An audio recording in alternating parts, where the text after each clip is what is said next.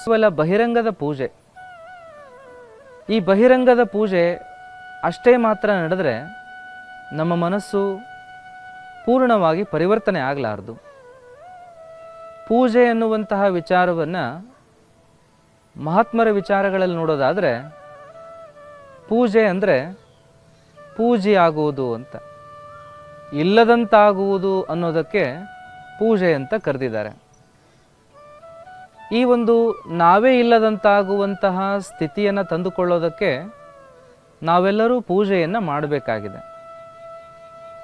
ನಾವೆಲ್ಲ ಮಾಡ್ತಾ ಇರತಕ್ಕಂಥದ್ದು ಈ ನಾವು ಶೂನ್ಯರಾಗುವ ಪೂಜೆ ಅಲ್ಲ. ನಾವು ಮತ್ತಷ್ಟು ಆಡಂಬರವನ್ನು ಮಾಡಿಕೊಳ್ಳುವ, ಮತ್ತಷ್ಟು ನಾವು ಗೊಂದಲಗಳನ್ನು ಮಾಡಿಕೊಳ್ಳುವಂತಹ ವಿಚಾರಗಳನ್ನು ನಾವು ಅಳವಡಿಕೆಗಳನ್ನು ಅನುಸರಿಸಿ ಸಾಗ್ತಾ ಇದ್ದೇವೋ, ಇವುಗಳಾಚೆಗೆ ನಾವು ಹೋಗುವ ಪ್ರಯತ್ನವನ್ನು ಮಾಡಬೇಕಾಗಿದೆ.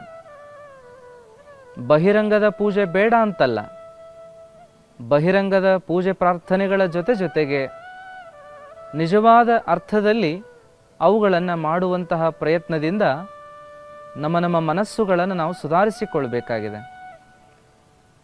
ನಾವು ಮಾಡ್ತಕ್ಕಂತಹ ಪ್ರತಿಯೊಂದು ವಿಧಾನಗಳು ಅವುಗಳು ಅಂತರಂಗವನ್ನು ಶುದ್ಧೀಕರಿಸೋದಕ್ಕಾಗಿಯೇ ಇವೆ. ನಮ್ಮ ಮನಸ್ಸುಗಳನ್ನು ಉದಾತ್ತೀಕರಣ ಮಾಡಿಕೊಳ್ಳೋದಕ್ಕಾಗಿಯೇ ಇವೆ ಅನ್ನೋದನ್ನು ನಾವು ತಿಳ್ಕೊಳ್ಬೇಕಾಗಿದೆ. ದೇವರನ್ನು ಪೂಜೆ ಮಾಡುವಂತಹ ವಿಚಾರವನ್ನು ನಾವು ನೋಡ್ತೇವೆ. ಜಗದಗಲ ತುಂಬಿರ್ತಕ್ಕಂತಹ ದೇವರನ್ನು ನಾವು ಕಣ್ಮುಂದೆ ತಂದಿಟ್ಕೊಳ್ಳಿಕ್ಕೆ ಪ್ರಯತ್ನ ಮಾಡೋದಕ್ಕೆ ಮೂರ್ತಿಗಳು ಹುಟ್ಕೊಂಡಿದ್ದಾವೆ. ಕಣ್ಣೆದುರಿಗಿರುವ ಮೂರ್ತಿಯಲ್ಲಿ ಜಗದಗಲ ಹಬ್ಬಿದಂತಹ ದೇವರನ್ನು ಭಾವನಾತ್ಮಕವಾಗಿ ಕಾಣುವ ಪ್ರಯತ್ನವನ್ನು ಮಾಡೋದು ಒಳಿತೆ. ಆದರೆ ಆ ದೇವಭಾವವನ್ನು ಮನಸ್ಸಿನಲ್ಲಿ ತುಂಬಿಕೊಂಡು ಭಾವಪೂರ್ಣವಾಗಿ ಆ ಭಗವದ್ ಚಿಂತನೆಯನ್ನೇ ಮಾಡ್ತಾ ಜೀವನವನ್ನು ಸ್ವಲಲಿತವಾಗಿ ಕಳೆಯಬೇಕಾದ ಅವಶ್ಯಕತೆ ಇದೆ. ಮಾಡುವ ಪೂಜೆ ಪ್ರಾರ್ಥನೆಗಳು ಅಂಥ ಒಂದು ದಾರಿಯನ್ನು ತೋರದೇ ಇದ್ದರೆ ಅವುಗಳಿಂದ ಏನು ಪ್ರಯೋಜನ? ಹಾಗಾಗಿ ಪೂಜೆಯನ್ನು ಮಾಡ್ತಾನೆ ಅಂತರಂಗವನ್ನು ಅರಳಿಸಿಕೊಳ್ಳುವಂತಹ, ಮನಸ್ಸನ್ನು ವಿಕಾಸ ಮಾಡಿಕೊಳ್ಳುವಂತಹ ಪ್ರಯತ್ನವನ್ನು ಮಾಡಬೇಕು ಅಂತ ಹೇಳ್ತಾ ಬಂದಿದ್ದಾರೆ. ಮಾಡಿದರೂ ಕೂಡ ಒಳ ಹೋಗ್ಲಿಕ್ಕಾಗದೆ ಬಾಗಲಲ್ಲೇ ನಿಂತ್ಕೊಳ್ತಾರೆ. ಆಗ ಸ್ವಲ್ಪ ಹೊತ್ತು ನೋಡಿದ ಸೂರದಾಸರು ಎದುರಿಗಿರ್ತಕ್ಕಂಥವರನ್ನು ಸರಿಸಿ, ಅಕ್ಕಪಕ್ಕಕ್ಕೆ ಸರಿಸಿ, ಒಳ ಹೋಗಬೇಕು, ದರ್ಶನ ಮಾಡಿಕೊಳ್ಬೇಕು, ಪ್ರಾರ್ಥನೆ ಮಾಡಿ ಬರಬೇಕು ಅಂತ ಹೇಳಿ ಒಂದಿಷ್ಟು ಪ್ರಯತ್ನ ಮಾಡ್ತಾರೆ. ಆಗ ಅಲ್ಲಿ ನೆರೆದಿರ್ತಕ್ಕಂತಹ ಜನ ಸೂರದಾಸರಿಗೆ ಒಳಗೆ ಹೋಗ್ಲಿಕ್ಕೆ ಅವಕಾಶನೇ ಕೊಡೋದಿಲ್ಲ.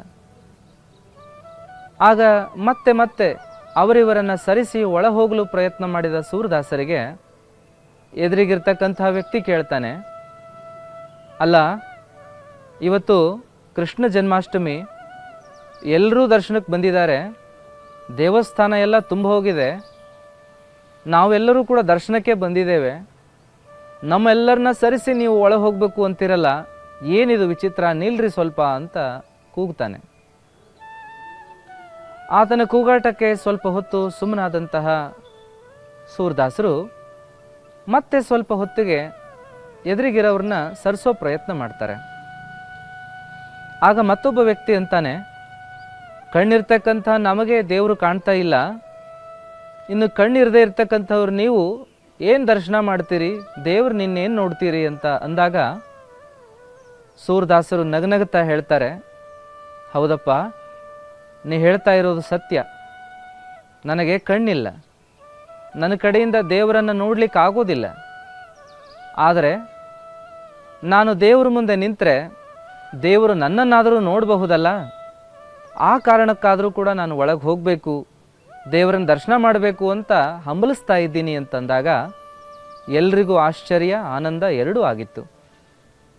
ನೋಡಿ ಎಂಥ ಅದ್ಭುತವಾದ ಘಟನೆ. ಈ ಮೂಲಕ ನಾವು ತಿಳ್ಕೊಳ್ಬೋದಾದದ್ದಿಷ್ಟೇ, ನಮಗೆ ದೇವರನ್ನು ನೋಡಲಿಕ್ಕೆ ಸಾಧ್ಯ ಆಗಲಿಕ್ಕಿಲ್ಲ, ಆದರೆ ದೇವರು ನಮ್ಮನ್ನು ನೋಡ್ತಾನೇ ಇದ್ದಾನೆ ಎನ್ನುವಂತಹ ಒಂದು ಅರಿವು ಮಾತ್ರ ನಾವು ಪುರಾಣ ಪ್ರವಚನ ಗಳ ಮೂಲಕವಾಗಿ ಯಾವ ಮಾತುಗಳನ್ನು ಕೇಳ್ತೇವೋ ಅವೆಲ್ಲವುಗಳನ್ನು ನಾವು ಶ್ರದ್ಧೆಯಿಂದ ಕೇಳುವುದರ ಜೊತೆಗೆ ಪ್ರೀತಿಯಿಂದ ಜೀವನದಲ್ಲಿ ಅಳವಡಿಸಿಕೊಳ್ಳುವಂತಹ ಪ್ರಯತ್ನ ಮಾಡೋದೇ ಗುರು ಸೇವೆ ಅಂತ.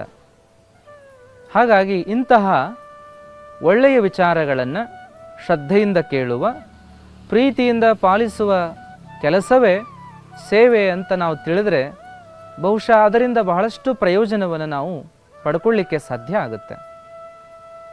ಗುರು ಸೇವೆ ಅಂದಾಗ ಬಹಳ ಜನ ಗುರುಗಳಿಗೆ ನಮಸ್ಕಾರ ಮಾಡೋದು, ಗುರುಗಳ ಪಾದ ಪೂಜೆಯನ್ನು ಮಾಡಿಕೊಳ್ಳೋದು ಇದೇ ಗುರು ಸೇವೆ ಅಂತ ತಿಳಿದು ಬಿಡ್ತಾರೆ.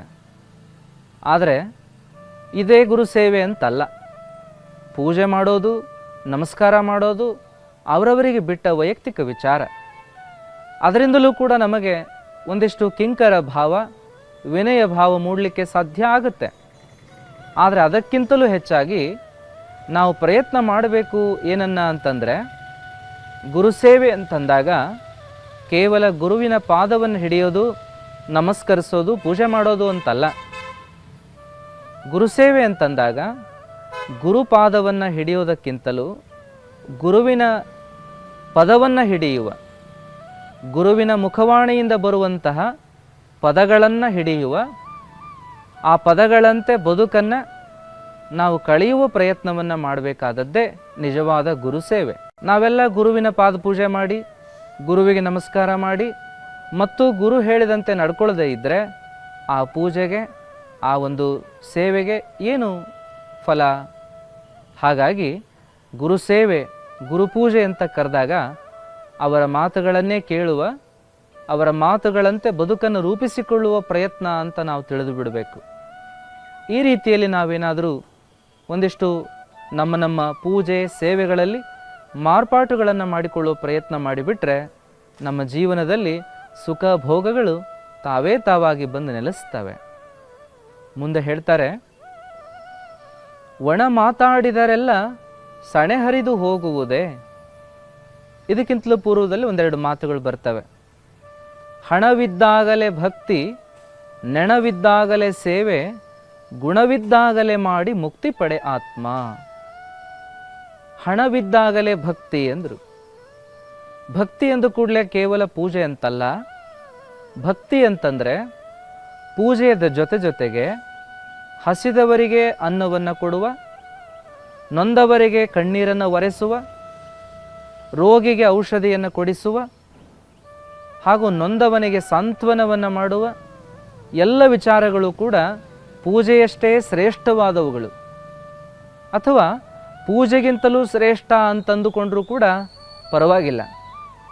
ಅದಕ್ಕಾಗಿ ಪೂಜೆಗಿಂತಲೂ ಕೂಡ ಹೆಚ್ಚಾಗಿ ನಾವು ಹಸಿದವರಿಗೆ ಅನ್ನವನ್ನು ಕೊಡುವಂತಹ, ನೊಂದವರ ಕಣ್ಣೀರನ್ನೊರೆಸುವಂತಹ, ರೋಗಿಗಳಿಗೆ ಔಷಧವನ್ನು ಕೊಡುವಂತಹ ಹಾಗೂ